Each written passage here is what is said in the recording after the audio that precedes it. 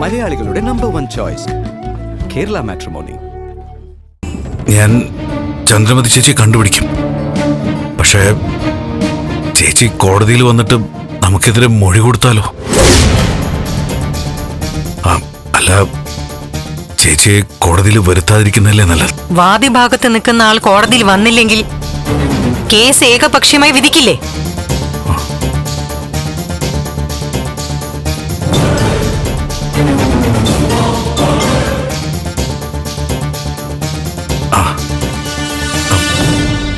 ചന്ദ്രമതി ചേച്ചിക്ക് പകരം ഒരു ഓപ്ഷൻ സംഘടിപ്പിച്ച പോരെ? എന്നുവെച്ചാ? അല്ല, ചന്ദ്രമതി ചേച്ചിയുടെ മൊഴി പോലെ തന്നെ കോടതി വിശ്വാസത്തിലെടുക്കുന്ന ഒരാളെ കിട്ടിയ പോരെ? ചന്ദ്രമതിയെ പോലെ കോടതി അംഗീകരിക്കുന്ന ഒരാളോ? അതാരാ? ഒരാളുണ്ട്.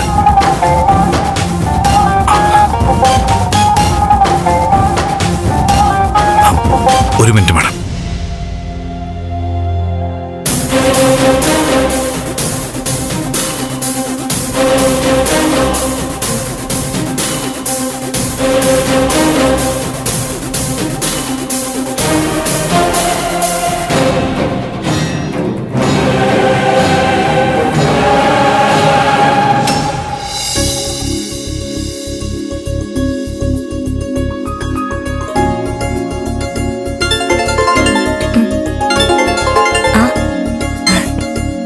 ഹലോ നന്ദു.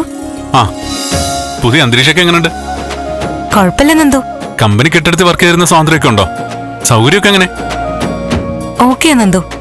പിന്നെ വീടാണെന്നുള്ള ചില പരിമിതികളുണ്ട്, പക്ഷേ സമാധാനമുണ്ട്. പിന്നെ ജോലിയല്ലേ, എവിടെയാണെങ്കിലും അത് ജോലി സ്ഥലമാണെന്ന് കൂട്ടിയാൽ മതിയല്ലോ. അത് സത്യം. പിന്നെ നന്ദു സൂപ്പർവൈസർ ആയതുകൊണ്ട് കുറെ കൂടി ഫെസിലിറ്റീസ് ഒക്കെ കാണുമല്ലോ. ഞാൻ പിന്നെ സാധാരണ ഒരു ക്ലർക്കല്ലേ, ഡേറ്റ എൻട്രി ഓപ്പറേറ്റർ. നന്ദുന്റെ ഓഫീസ് കൃത്യമായിട്ട് എവിടെയാ? അല്ല, നന്ദുന്റെ ഓഫീസിൽ ഞാൻ ഇതുവരെ വന്നിട്ടില്ലല്ലോ. ഒന്ന് കണ്ടാ കൊള്ളാന്നുണ്ട്. ഒരു ദിവസം അങ്ങോട്ട് വരട്ടെ. അത് പിന്നെ ചോദിക്കാനുണ്ടോ? ഇപ്പൊ പക്ഷെ കുറച്ച് തിരക്കാ ഇവിടെ, ഹെവി വർക്ക് ലോഡാ. അതൊന്ന് കഴിഞ്ഞിട്ട് വാ. നന്ദുവിനെ നന്ദുവിന്റെ ഓഫീസിലേക്ക് കൊണ്ടുപോകാൻ താല്പര്യമില്ലാത്ത പോലെ. എന്താ, വല്ല ചുറ്റിക്കളിയും ഉണ്ടോ? ചുറ്റിക്കളിയോ? എന്ത് ചുറ്റിക്കളി? നീ എന്താ അങ്ങനെ പറഞ്ഞേ? ഈശ്വര, നന്ദുവിനോടൊരു തമാശ പോലും പറയാൻ പറ്റില്ലല്ലോ. ഞാനൊരു തമാശ പറഞ്ഞല്ലേ. വൈകാതെ തന്നെ ഒരു ദിവസം നീ ഇങ്ങോട്ട് വരണം. അപ്പൊ ഓക്കെ, ഞാൻ പിന്നെ വിളിക്കാം. ശരി നന്ദു. എന്താ ഇത്? എന്താ? ഓഫീസ് സമയത്ത് ഫോൺ യൂസ് ചെയ്യാൻ പാടില്ലെന്ന് മാഡം പറഞ്ഞിട്ടുള്ളതല്ലേ? ഇത് ശരിയാവില്ല. ഒരു അത്യാവശ്യ കോളായിരുന്നു. എന്ത് അത്യാവശ്യമാണെങ്കിലും അതൊക്കെ ഓഫീസ് ടൈം കഴിഞ്ഞിട്ട്. എന്താ അതിനൊരു മറുപടി തരാത്തത്? അതെ, ഞാൻ ഇവിടത്തെ വെറും ഒരു ജോലിക്കാരിയാണെന്നുള്ള തോന്നലുണ്ടോ? ആ വിചാരമൊന്നും വേണ്ട. ഇവിടത്തെ കാര്യങ്ങളൊക്കെ കൊണ്ടുപോകുന്നതിൽ പൂർണ്ണ സ്വാതന്ത്ര്യം മാഡം എനിക്ക് തന്നിട്ടുണ്ട്. മാഡത്തിന് പിടിച്ചില്ലെങ്കിലും എനിക്ക് പിടിച്ചില്ലെങ്കിലും ചിലപ്പോ വീട്ടിൽ പോകേണ്ടി വരും. ജിൻസി, ഞാൻ ആദ്യമായിട്ട് വന്നതാ. ചില കാര്യങ്ങൾ നമ്മൾ ഓർമ്മിക്കാതെ ചെയ്തു പോവില്ലേ? ഓർമ്മിപ്പിക്കാൻ വേണ്ടി പറഞ്ഞതാ. ഇവിടെ എന്നെക്കാൾ സീനിയർ ആണ് ജിൻസി. ആ ഒരു പ്രാധാന്യം എനിക്കറിയാം. അങ്ങനെ തന്നെ ഞാൻ പരിഗണിക്കുന്നത്. എങ്കിൽ നല്ലത്. പിന്നെ ഒരു കാര്യം കൂടി, ഇയാൾ വിചാരിക്കുന്നുണ്ടാവും അരുന്ധതി മാഡം വെറും ഒരു പാവമാണെന്ന്. എന്തെങ്കിലും തെറ്റ് ചെയ്തിട്ട് കരഞ്ഞു കാല് പിടിച്ചാ മാപ്പ് തരുമെന്ന് വിചാരിക്കണ്ട. ആ തോന്നലൊന്നും വേണ്ട. മാഡത്തിന് മറ്റൊരു മുഖം കൂടിയുണ്ട്. എനിക്ക് അതറിയാവൂ. ഞാൻ ചുമ്മാ വരട്ടാൻ പറഞ്ഞതല്ല, കാര്യ. വിചാരിക്കുന്ന പോലെ ഒരാളല്ല മാഡം. എടഞ്ഞ പിന്നെ പോക്ക. അയ്യോ കർത്താവേ,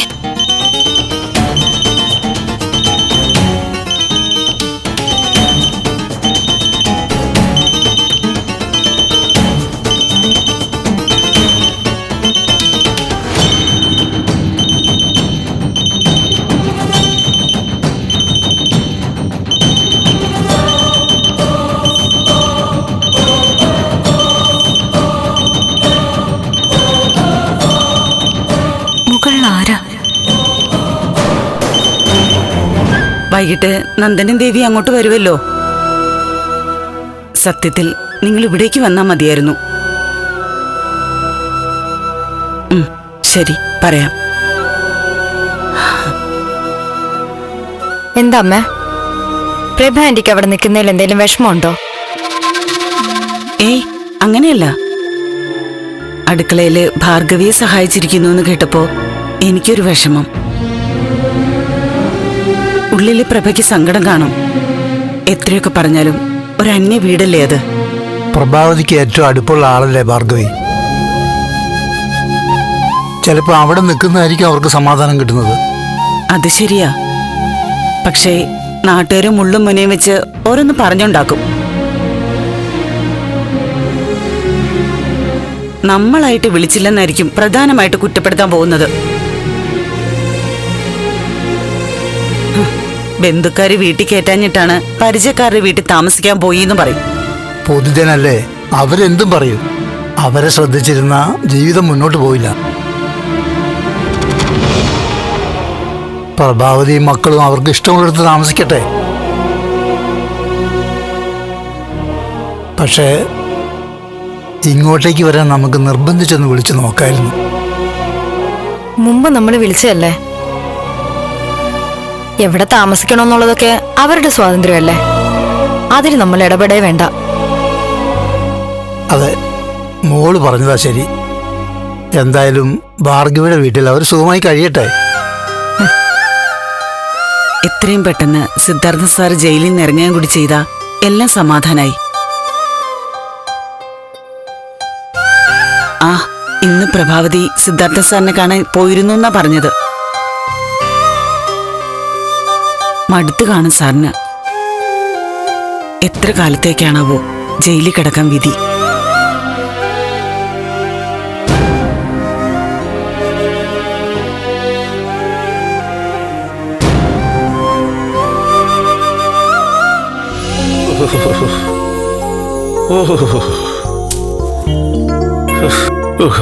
എന്റെ പൊന്നച്ചോ, എന്തൊരു ചൂടാണോ. എന്റെ പൊന്നു കൊച്ചേ, എന്തൊരു ചൂടാ. ഒരു ഗ്ലാസേ തണുത്ത മോരും വെള്ളം എടുക്കാവോ? ഒരു ഗ്ലാസ് അല്ല, 2 ഗ്ലാസ് ആയിക്കോട്ടെ. അല്ല, മനസ്സിലായില്ല. മോരെന്ന് പറഞ്ഞാ മനസ്സിലായില്ലേ? പശുവിന്റെ പാല് കറന്ന് തൈരെടുത്ത ഉറ എഴിച്ചുണ്ടാക്കിയില്ലേ, സംഭാരം. അതെ, മോരും തൈരൊക്കെ എനിക്കറിയാം. നിങ്ങൾ ആരാണെന്നാ ചോദിച്ചേ? അയ്യോ, നാളും പേരും ഒക്കെ പിന്നെ പറയാം. ആദ്യം 2 തുള്ളി വെള്ളം ഒന്ന് ഇറക്കിക്കോട്ടെ. പിന്നെ നാരങ്ങ ഉണ്ടെങ്കിൽ നാരങ്ങ വെള്ളം ആയാലും മതി. ഒരിത്തിരി ഉപ്പും പഞ്ചസാര ഒക്കെ ഇട്ട് കലക്കിട്ട് മോരും നാരങ്ങ വെള്ളമൊക്കെ തരാം. ആദ്യം ആരാണെന്ന് പറ. അതെന്നെ ഏർപ്പാടാ ഇത്. വേഷം കെട്ട് എടുക്കാൻ ആദ്യം വെള്ളം കൊടുത്താ. എന്തൊരു കഷ്ടം. ആരാ മോളെ? എത്തിയല്ലോ. മോൾ ഇവിടെ ഉണ്ടായിരുന്നോ? മോളുടെ അമ്മച്ചോടെ കുടിക്കാൻ ദാഹിച്ച വെള്ളം ചോദിച്ചിട്ട് തരുന്നില്ല. കുട്ടി എന്നിട്ട് കുടിക്കാൻ എന്തെങ്കിലും എടുത്തോണ്ട് വാ. കൈപ്പുണ്യം ഞാനൊന്ന് നോക്കട്ടെ.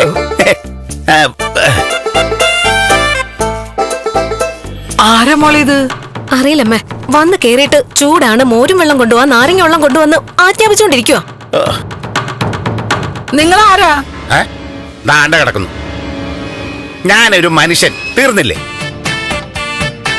അല്പം കുടവേറും കഷണ്ടി തലയുള്ള ഒരു മനുഷ്യൻ. കുടിക്കാൻ കുറച്ച് വെള്ളം വേണം. കിട്ടുവോ ഇല്ലയോ? ഇയാൾക്ക് വട്ടാന്നാ തോന്നണേ. എണീക്കണോ അങ്ങോട്ട്?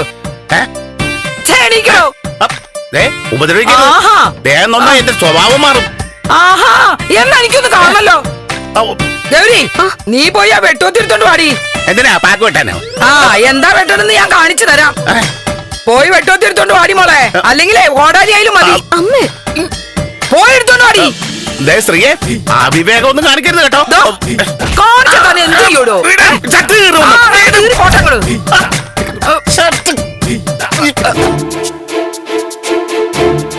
ആന്റി, ഒന്ന് പുറത്തേക്ക് വന്നേ. ഇപ്പം അവിടെ എന്തെങ്കിലും സംഭവിക്കും. എന്താ ഗൗരി? ഏതോ ഒരാള് വീട്ടിൽ കയറി വന്ന് ശല്യം ഉണ്ടാക്കുക. അമ്മ അയാളെ ഒന്ന് കൊല്ലും. വെട്ടുകത്തി എടുത്തോണ്ട് വരാൻ പറഞ്ഞയച്ചതാ എന്നെ.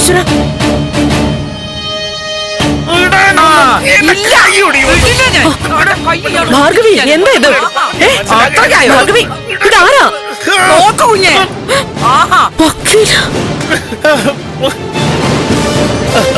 ഭാർഗവി വിട്, വിടാനല്ല പറഞ്ഞ കൈയെടുക്ക.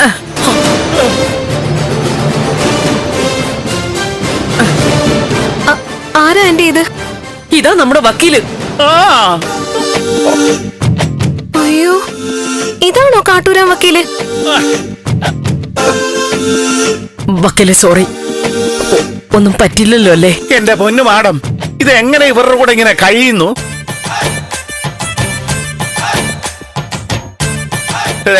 ആ ഗേറ്റിലെ ഇവിടെ പട്ടി കൊണ്ട് കഴിക്കും എന്നൊരു ബോർഡ് തൂക്കിയിടണം, ഇല്ലെങ്കിൽ ഞാൻ നിങ്ങളുടെ പേരിൽ കേസ് കൊടുക്കും.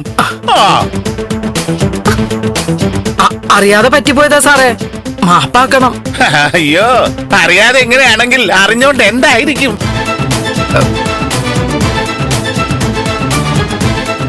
നിങ്ങള് ജിമ്മാണോ അമ്മച്ചി?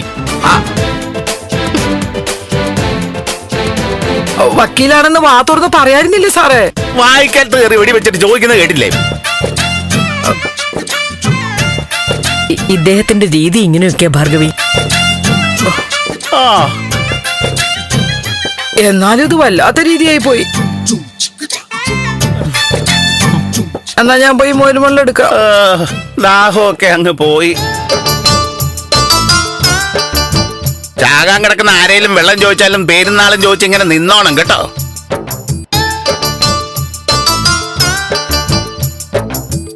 എന്നാ വെള്ളം തരുന്നില്ലേ? ഇപ്പൊ എടുത്തോണ്ട് വരാം. എന്നാ ചെല്ല എടുത്തോണ്ട് വാ. മോളെ വാ. വാ മോളെ. അയ്യോ, വീടെങ്ങനെ കണ്ടുപിടിച്ചു? ഞാൻ ആദ്യത്തെ വീട്ടിൽ പോയി, ഗിരീഷിന്റെ വീട്ടിലേ. അവിടെ നിന്ന് ഇറങ്ങി പോന്നതാണോ അതോ ഇറക്കി വിട്ടതാണോ? ഇറങ്ങി പോന്നതുമല്ല ഇറക്കി വിട്ടതുമല്ല, ഞങ്ങൾ സന്തോഷത്തോടെ വന്നതാ. ഏതായാലും നമുക്ക് കേസിന്റെ കാര്യം നോക്കാം. വക്കീലിരിക്കും.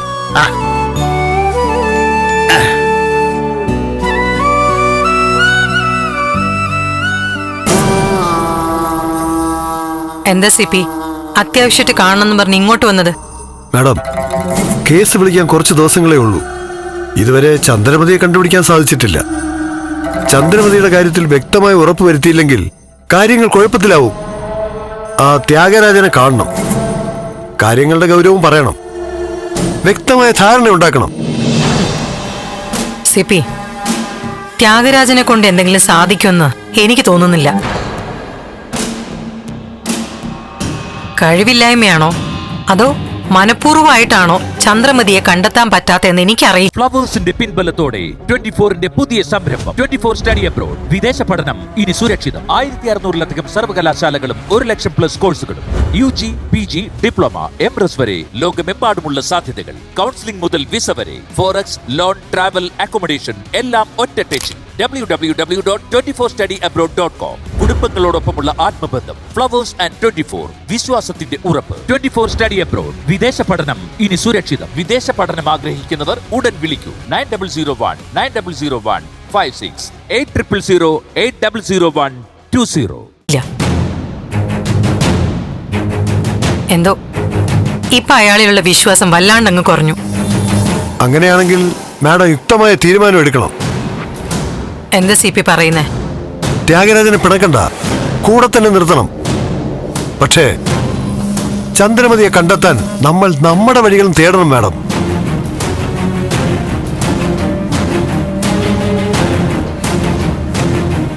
എന്തായാലും എനിക്ക് കേസ് ജയിച്ചേ പറ്റൂ. പ്രഭാവതി വീഴണം. ആ വീഴ്ച എന്റെ കണ്ണുകൊണ്ട് കാണണം. അതിനു വേണ്ടിയാ ഞാൻ ജീവിക്കുന്നത് തന്നെ. നന്ദനെയും ദേവികയും നമ്മുടെ ഓഫീസിൽ എത്തിച്ചത് ഭാവിയിൽ പ്രഭാവതിയെ ഏതൊക്കെ രീതിയിൽ തകർക്കാമെന്നുള്ള ആലോചനയിലാ. ഇനി ആകാശിടിഞ്ഞ് വീണാലും ശരി, ഈ കേസിൽ പ്രഭാവതി തോറ്റേ പറ്റൂ. ബലരാമനെ കൊന്നത് സിദ്ധാർത്ഥനാണെന്ന് തെളിഞ്ഞ് സിദ്ധാർത്ഥൻ ജയിലിലേക്ക് പോവുക തന്നെ വേണം. പ്രഭാവതി കരയുന്നത് എനിക്ക് കാണണം. വാസ്തവത്തിൽ വാദിഭാഗം എന്ന് പറയുന്ന ത്യാഗരാജനാണ്. അയാൾ ഇങ്ങനെ മന്ദത പിടിച്ചിരുന്നാൽ കേസിന്റെ വിധി എന്താവുന്ന? മാഡം അയാളെ വിളിക്കണം, ശക്തമായിട്ട് തന്നെ കാര്യങ്ങൾ പറയണം. കാട്ടൂരാ വക്കീൽ കാര്യമായി തന്നെ തെളിവ് ശേഖരം നടത്തുക. ത്യാഗരാജന്റെ ഇപ്പോഴത്തെ വക്കീലിനെ മാറ്റി പുതിയൊരു വക്കീലിനെ വയ്ക്കാനുള്ള സംവിധാനങ്ങൾ നമ്മൾ ആലോചിക്കണം. പുതിയൊരു വക്കീല് വന്നോണ്ട് മാത്രം കാര്യമില്ല. അവർക്ക് വേണ്ടുന്നതെല്ലാം നമ്മൾ ചെയ്തു കൊടുക്കണം.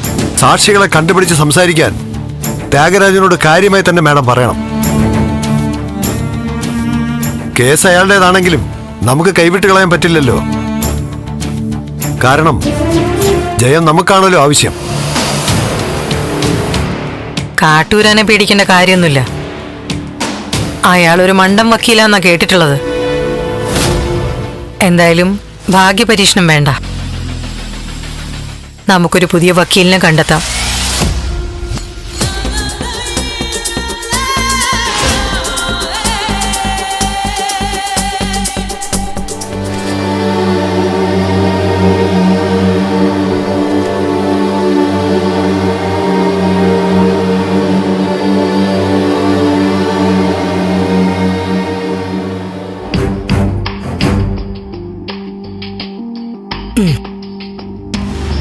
വർക്കൊക്കെ നടക്കുന്നുണ്ടല്ലോ. ആ ഉണ്ട്. ലഞ്ച് എങ്ങനെയാ? വീട്ടിൽ നിന്ന് കൊണ്ടുവരുമോ അതോ പുറത്തു പോയി കഴിക്കോ? വീട്ടിൽ നിന്ന് കൊണ്ടുവരും. 3/4 മണിക്കൂറാ ലഞ്ച് ടൈം. അതിനപ്പുറം അനുവദിക്കില്ല. പിന്നെ ഡൈനിങ് ടേബിൾ മാഡോ ഗസ്റ്റോ ഉണ്ടെങ്കിൽ ആ സമയത്ത് അവിടെ ഇരുന്ന് ഭക്ഷണം കഴിക്കരുത്. കിച്ചണിലെ ടേബിൾ യൂസ് ചെയ്യാം. ഡൈനിങ് ടേബിൾ ഫ്രീ ആവുമ്പോ കഴിച്ചോളാം. ആയിക്കോട്ടെ. 2 മണിക്ക് മുമ്പേ ഭക്ഷണം കഴിച്ചു കഴിയണം. ജിൻസി,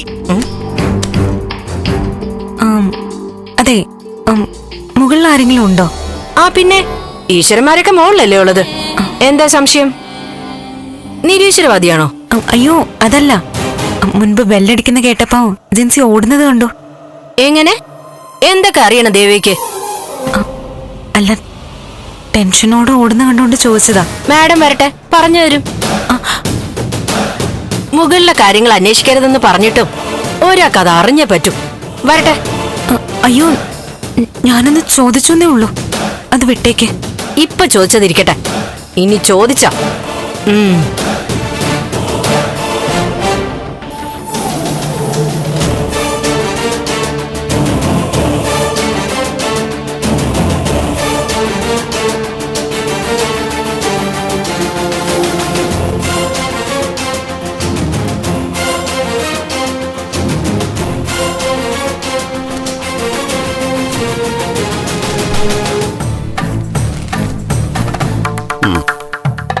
എന്താ വക്കീലേ ഇത്?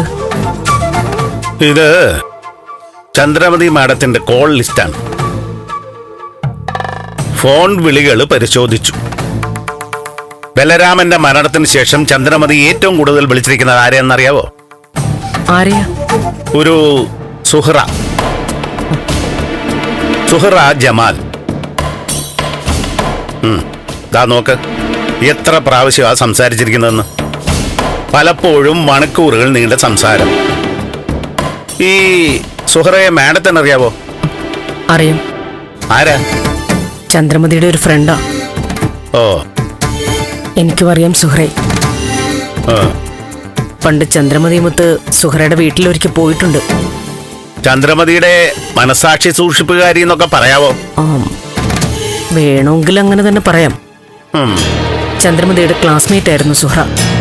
ഓ, എല്ലാ രഹസ്യങ്ങളും ചന്ദ്രമതി പങ്കുവച്ചിരുന്നത് സുഹ്റയോടായിരുന്നു.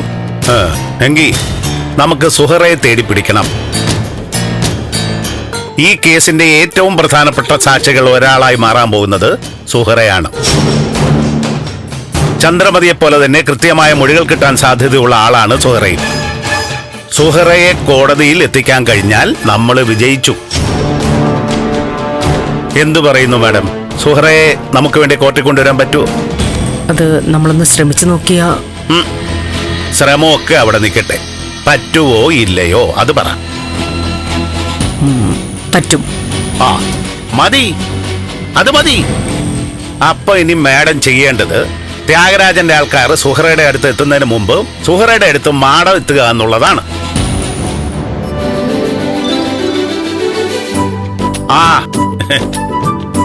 കാപ്പി മോര് കുടിച്ചത് വയറിലെത്തിയില്ല, അതിനു മുമ്പ് അടുത്ത ഐറ്റവും.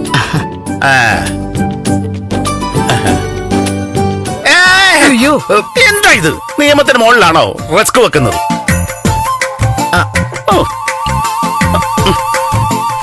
ഇനി വെച്ചോ. കാപ്പി വേഗം കുടിച്ചോളൂ. അതവിടെ ഇരുന്നോട്ടെ, എഴുന്നേറ്റ് ഓടി പോകുന്നില്ലല്ലോ. അല്ല പിന്നെ ഞങ്ങൾ ഇതൊന്ന് പറഞ്ഞു തീർത്തോട്ടെ. ത്യാഗരാജന്റെ ആൾക്കാര് സുഹറയെ കാണുന്നതിന് മുമ്പ് മാഡം ചെന്ന് കാണണം. ഞാൻ രജനിയെ വിളിച്ചോണ്ട് പോവാം. രജനിക്ക് സുഹറയുമായിട്ട് കുറച്ച് അടുപ്പമുണ്ട്. അപ്പോ കാര്യങ്ങൾ എളുപ്പമായല്ലോ. സുഹറ താമസിക്കുന്ന സ്ഥലം അറിയാവോ? അറിയാം. സുഹറയ്ക്ക് സമ്മതമാവുമെങ്കിൽ അവിടെ നിന്നൊന്ന് മാറ്റി താമസിപ്പിച്ചാലും നല്ലതാ. അതെത്രത്തോളം നടക്കുമെന്നറിയില്ല. എന്തായാലും എത്രയും പെട്ടെന്ന് അവരെ ചെന്ന് കാണണം. ശരി.